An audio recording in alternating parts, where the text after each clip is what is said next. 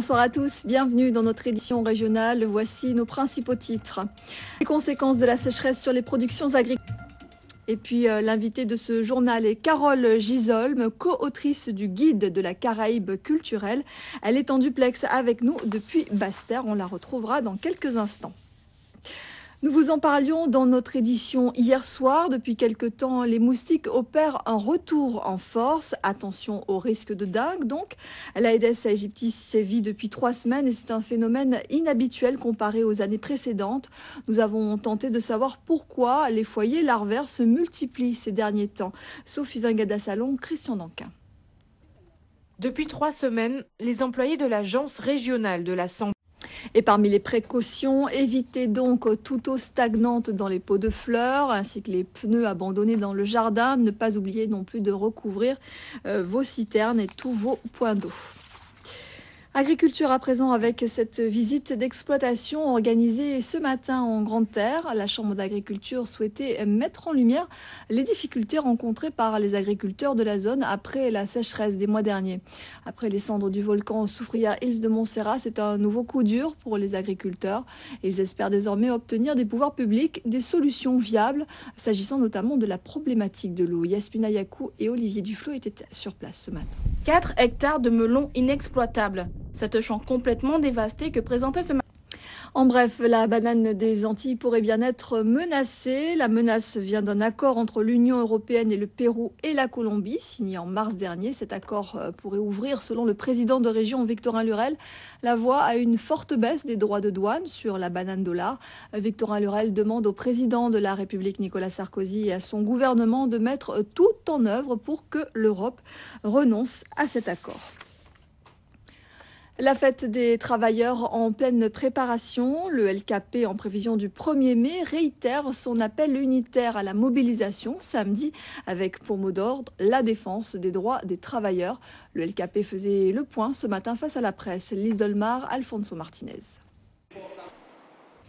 Social encore avec le conflit à la Poste. Après avoir été plutôt discrète sur cette mobilisation qui paralyse aujourd'hui les centres de Sainte-Rose et des Abîmes, la direction fait le précision de Jean-Claude Manéré, le directeur de la Poste. Il s'exprime sur le conflit qui touche Sainte-Rose depuis maintenant 6 semaines. Il est interrogé par Jean-Charles Théobald et Ronnie Maletti.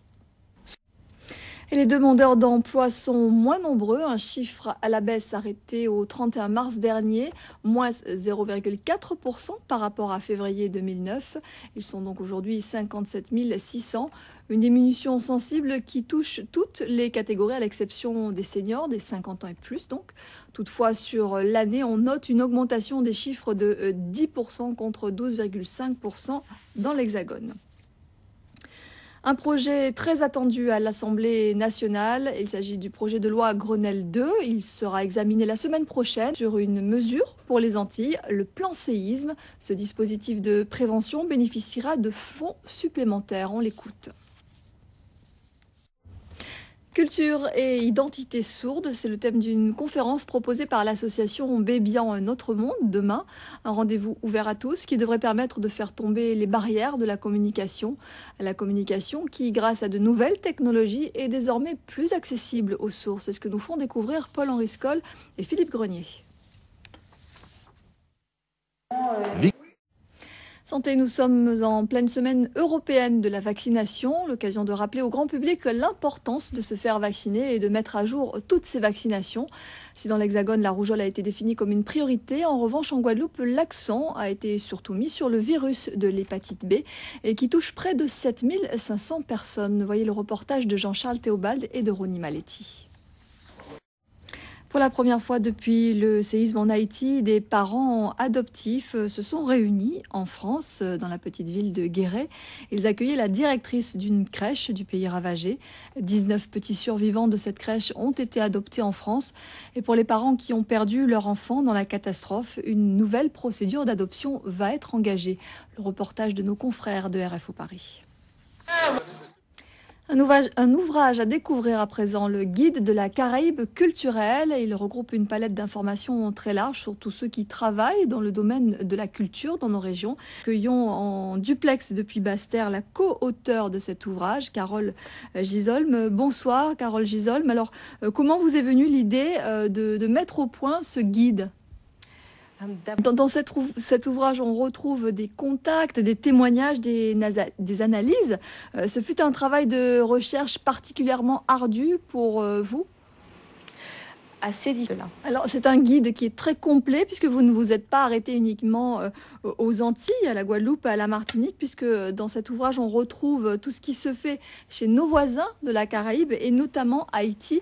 Pourquoi avoir voulu élargir au maximum finalement toute l'information culturelle ? Alors, rapidement, Carole Gisolm, aujourd'hui on sait que grâce à Internet, en un simple clic, on peut obtenir tous les bons plans, toutes les bonnes adresses, toutes les infos sont accessibles tout de suite. Croyez-vous qu'un guide sous forme de livre non virtuel a encore toute sa place ? Justement, alors nous travaillons depuis 10 ans sur Internet, surtout des orthographes et des informations.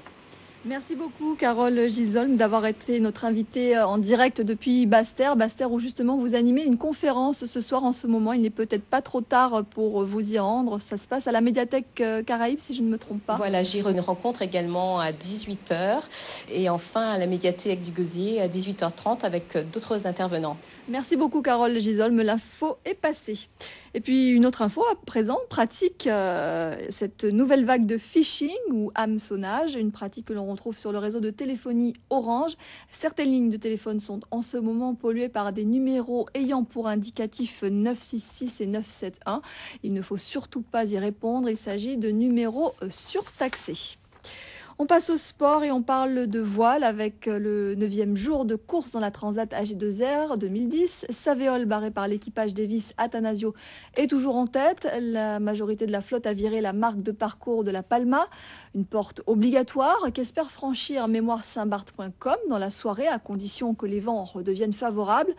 Et puis le bateau skippé par Christophe Lebas et Richard Lédé est toujours relégué en 25e et dernière position. Richard Lédé est joint au téléphone par Sébastien Gilles. Écoutez-le. Et l'autre bateau local, Concarneau-Saint-Barth, occupe aujourd'hui la 12e place au classement général provisoire. Il gagne donc un point par rapport à hier. Pour terminer, cette image de travail récompensé, cela se passait dans les jardins de RFO. Voilà, après ce journal, ne manquez pas votre émission Grand Angle. Sophie Pointer et ses invités se penchent ce soir sur le dialogue social. Pourquoi est-il si difficile d'établir un dialogue social ? Un thème d'actualité à quelques jours du 1er mai. À 20h40, un film, Fanfan la Tulipe, avec la belle Pénélope Cruz. J'aurai le plaisir de vous retrouver demain à 13h ainsi qu'à 19h30. Très belle soirée à tous sur Télé Guadeloupe. Tamara Beseba, Patricia Beseba, Vanessa Beseba, Christina Beseba, Saïcha Beseba, Stéphania Beseba, Soso Boye Mondier, Julian Gal Beseba, Eda Beseba, Christina Beseba, Tamara Beseba. Ah, depuis on va compter, y'a chanté, même là y'a finalé, y'a dansé, depuis on va compter. Même là, y'a finalé, y'a dansé. Depuis, on va compter, y'a chanté. Même là, y'a finalé, n'a baissé pas, n'a baissé pas, n'a baissé pas. Baissé pas, Amara baissé pas.